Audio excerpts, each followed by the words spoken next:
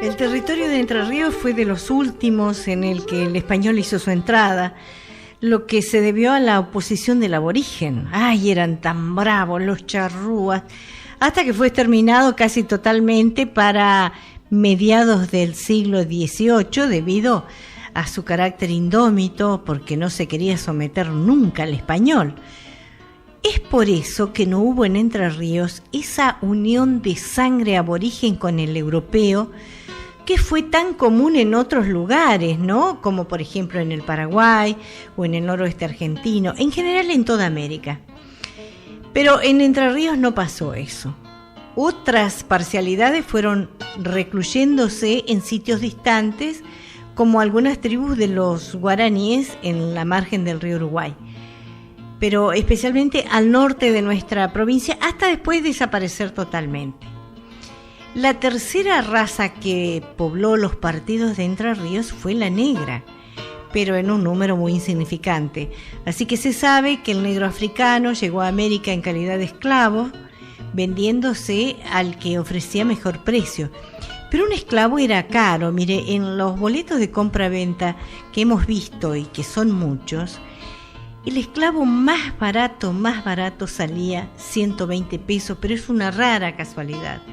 Los demás valían entre 200 y 300 pesos fuertes, suma de gran consideración para la época y especialmente para los colonos de Entre Ríos, salvo algunas excepciones que era gente de muy buen poder adquisitivo. Pero los demás eran gente modesta que no podía invertir en ese capital. Quiere decir que el español que vino a Entre Ríos no fusionó su sangre con el indio o con el negro, y esto lo asegura Manuel Macchi y Alberto Masramón en su libro Entre Ríos. Fíjese que Tomás de Rocamora hizo un cálculo de la población que debió ser aproximado a lo real, dado que trabajaba en forma meticulosa. Él dice que en 1782 había en Entre Ríos 5.500 almas más o menos, y para 1810 se estimó la población en 15.000 habitantes, lo que demuestra el aumento extraordinario en menos de 25 o 30 años. Bueno, me parece que vale alguna anécdota de la época colonial. Resulta que en ese periodo la medicina se ejerció en una forma muy precaria y los médicos eran muy escasos y solo los había en las poblaciones importantes. Y una práctica muy común dentro de la ciencia médica de aquella época fue el recurso de sangría, utilizada hasta mucho tiempo después. Los barberos eran autorizados en ocasiones para realizar con lo que obtenían el título de cirujanos.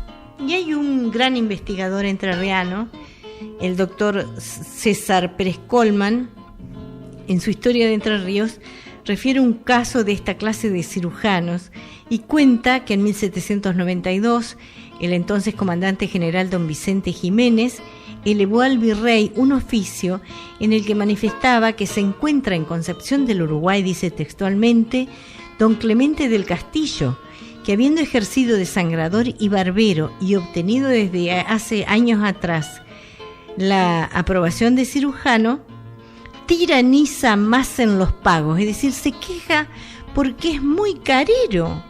Entonces, que ciertas operaciones prácticamente no se pueden hacer, la gente no las puede pagar. Entonces solicita un nuevo permiso para don Juan Ramírez, sangrador y barbero de muy buena propiedad, que cura con gran aceptación y caridad. Bueno, así que por estas influencias seguramente don Juan Ramírez a partir de ese momento pasó a ser el sangrador y barbero de buena propiedad.